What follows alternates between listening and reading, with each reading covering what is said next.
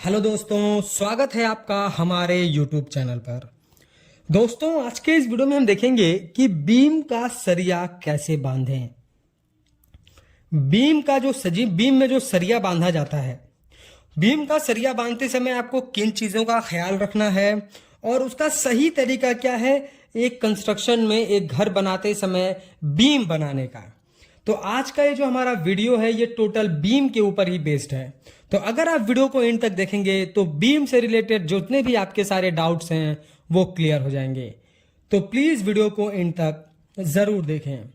Beam में सरिया कैसे बांधा जाता है या बांधने का सही तरीका क्या है, ये जानने से पहले आप ये जान लें कि बीम बोलते किसको हैं और बीम का रोल क्या है हमारे कंस्ट्रक्शन में, क्यों बीम को बनाया जाता है।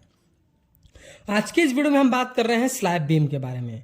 जनरली स्लैब बीम आपको, जब आप मान लीजिए आपने एक छत लगा दिया, तो आप जब छत के नीचे से आकर के देखते हैं तो आपको राउंड में चारों तरफ बीम दिखाई देता है। छत के जस्ट नीचे ब्रिक वर्क और स्लैब के बीच में जो हमारा बीम बनाया जाता है उसे ही हम स्लैब बीम कहते हैं। बहुत सारे लोग लटक बीम कहते हैं, पर इसे स्लैब बीम बोला जाता है।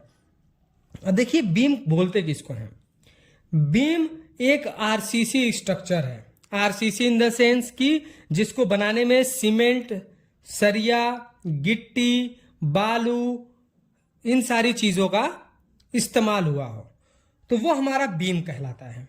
अब स्लैब बीम हमारा हॉरिजेंटली सपोर्ट करता है हमारे स्लैब को। स्लैब में डिफ्लेक्शन आने से रोकता है, यानी स्लैब के झुकाव आने से रोकता है। स्लैब को प्रॉपर सपोर्ट देता है। स्लैब पर आने वाले सारे लोड को स्लैब बीम कैरी करता है और कॉलम को ट्रांसफर कर देता है। तो इसका काम जो बीम का है वो लोड ट्रांसफर का भी है, स्लैब को स्टेबिलिटी प्रोवाइड करना है, डिफ्लेक्शन से बचाना है और एक हॉरिजेंटली सपोर्ट देना भी होता है। अब बीम का मैंने आपको रोल समझा दिया और बीम क्या होता है मैंने आपको ये भी बता दिया। अब समझिए कि स्लैब बीम बनाए कैसे जाते हैं। देखिए, स्लैब बीम डिसाइड किया जाता है कि आपका जो कंस्ट्रक्शन है, आपका जो स्ट्रक्चर है वो किस तरीके का है। अगर आपका हाई राइज बिल्डिंग है तो आपका स्ट्रक्चरल इंजीनियर आपको बना करके ड्राइंग में देगा कि किस तरीके की आपको बीम डिजाइन करनी है। ये डिपेंड करता है कि दो कॉलम के बीच का डिस्टेंस कितना है और स्लैब के ऊपर कितना लोड आने वाला है। इन सारी चीजों को ध्यान में रख करके इंजीनियर डिसाइड करता है कि कितना थिकनेस या कितनी लंबाई, कितनी चौड़ाई का हमको स्लैब बीम देना है। पर आज के वीडियो में हम बात करेंगे मिनिमम क्राइटेरिया के बारे में, क्योंकि हम लोग बहुत सारी साइडों पर देखते हैं, जब भी साइट को विजिट करने के लिए जाते हैं तो 6 इंच का स्लैब बीम दिया होता है, 5 इंच का स्लैब बीम दिया होता है। ये बिल्कुल गलत तरीका है। स्लैब बीम आपको 4 इंच, 5 इंच का, 6 इंच का नहीं देना है। स्लैब बीम एज पर IS कोड, जो हमारा इंडियन स्टैंडर्ड है, उसके हिसाब से आपको मिनिमम जो स्लैब बीम बनाना है वो 9 इंच बाय 9 इंच का होना चाहिए, यानी जिसकी चौड़ाई 9 इंच और जिसकी गहराई 9 इंच हो। 6 इंच बाय 6 इंच नहीं बनाना है।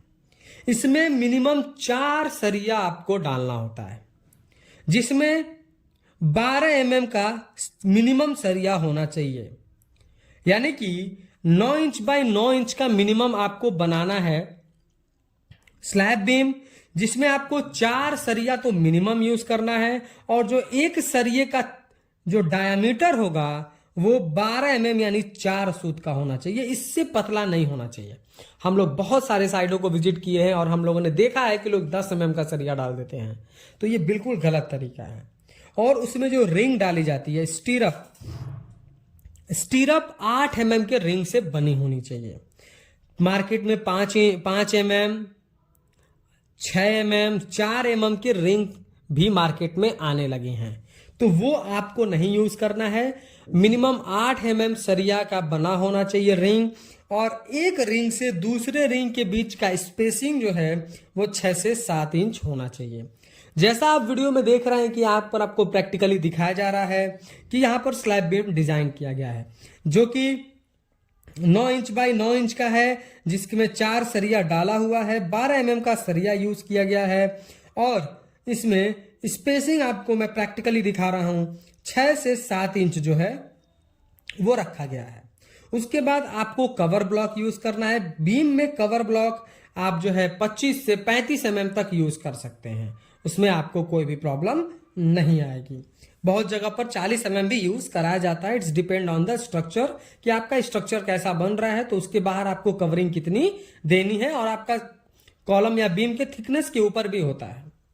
अब देखिए कैसे आपको चेक करना है। जैसा मैं आपको वीडियो में दिखा रहा हूं प्रैक्टिकली तरीके से कि आपको इंच टेप लेना है। इंच टेप की हेल्प से आपको देखना है कि आपने स्पेसिंग कितनी रखी है, आपने गहराई कितनी रखी है, आपने चौड़ाई कितनी रखनी है। ये सारी चीजें जैसा मैं आपको प्रैक्टिकली चेक करके दिखा रहा हूं बीम का, वैसे भी आपको भी चेक करना है। तो ये आज का हमारा टॉपिक था। वीडियो पसंद आया हो तो प्लीज वीडियो को लाइक कर दें, और अगर चैनल पर नए हैं, कंस्ट्रक्शन से रिलेटेड ऐसे ही इंफॉर्मेटिव वीडियोस इन फ्यूचर देखना चाहते हैं तो प्लीज चैनल को सब्सक्राइब करके बेल नोटिफिकेशन को ऑल पर प्रेस कर दें। Thank you.